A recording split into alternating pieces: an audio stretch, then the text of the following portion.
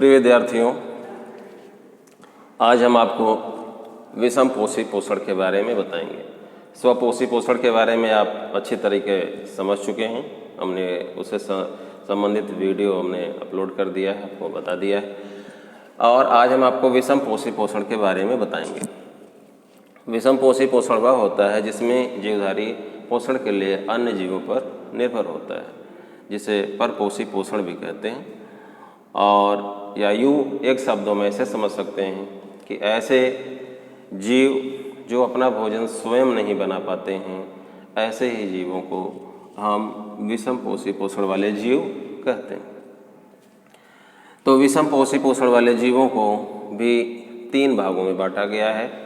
वो तीनों भाग कौन कौन से हैं? पहला है प्राणी संपोषण, जिसे इंग्लिश में होलोजोइक न्यूट्रिशन कहते हैं। दूसरा है मृतोपजीवी पोषण, जिसे इंग्लिश में सेप्रोफिटिक न्यूट्रिशन कहा जाता है। तीसरा है परजीवी पोषण, जिसे पैरासिटिक न्यूट्रिशन कहा जाता है। अब हम बारी बारी से आप लोगों को बताएंगे। प्राणी संपोषण वह पोषण जिसमें जीव संपूर्ण भोजन को अपने शरीर के द्वारा ग्रहण करता है,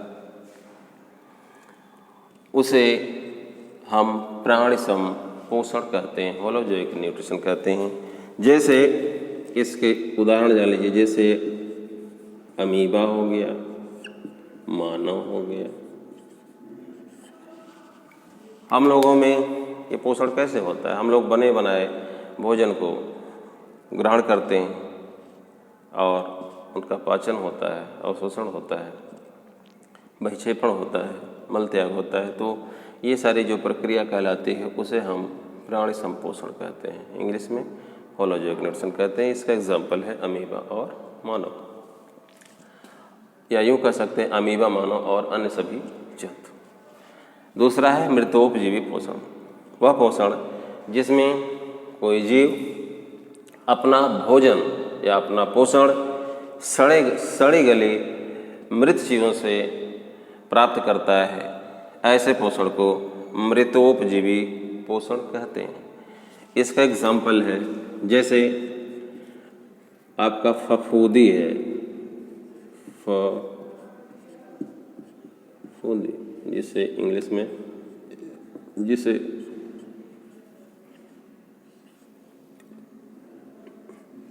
फंजाई कहते हैं।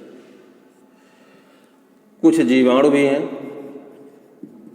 जो सड़े गले चीज़ों से अपना पोषण लेते हैं। और तीसरा है परजीवी पोषण, जिसे पैरासिटिक न्यूट्रिशन कहा जाता है। परजीवी पोषण वह पोषण होता है जिसमें जीवधारी पोषण के लिए किसी अन्य जीव के शरीर के सतह पर या शरीर के अंदर स्थित रह करके पोषण प्राप्त करता है, उसे परजीवी पोषण कहते हैं। तो जीव जिन अन्य जीवों पर आश्रित होता है, जिनसे भोजन प्राप्त करता है, उसे पोषद कहते हैं। क्या कहते हैं? पोषद, पोस्ट। और जो लेता है उसे पैरासाइट या परजीवी कहा जाता है। इसका एग्जाम्पल के द्वारा आप अच्छी तरीके से समझ पाएंगे। जैसे जूं, जो सर में बालों में पड़ती है, खटमल, पादप में आ जाइए जैसे अमरबेल,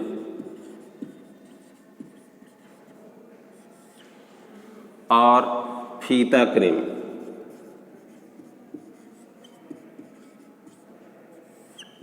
और स्कैरिस।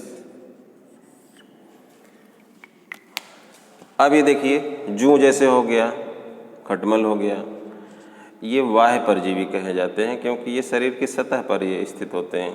ये चारपाई में पाए जाते हैं, ये बाल में पाए जाते हैं, शरीर के बाहर पाए जाते हैं, शरीर की सतह से पोषण प्राप्त करते हैं। अमरबेल है, ये भी बाह्य परजीवी कहा जाता है, जो अन्य पौधों के ऊपर फैल करके उनसे के तनों से पोषण प्राप्त करता है। फीता कृमि है, ये मानव के आहार नाल के अंदर पाया जाता है, इसलिए इसको अंतःपरजीवी कहा जाता है।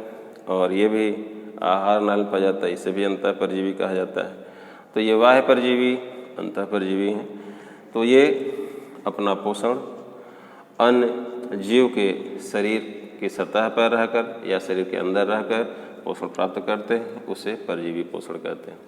इस प्रकार से आपको ये समझ में आ गया होगा कि विषमपोषी पोषण किसे कहते हैं और कितने प्रकार का होता है। आप इसकी परिभाषा अपने से नोट कर लीजिएगा, हमने पूरा आपको समझा दिया है। ठीक है, अब हम आपको नेक्स्ट वीडियो में अमीबा में पोषण के बारे में बताएंगे, क्योंकि वो आपके कोर्स में है।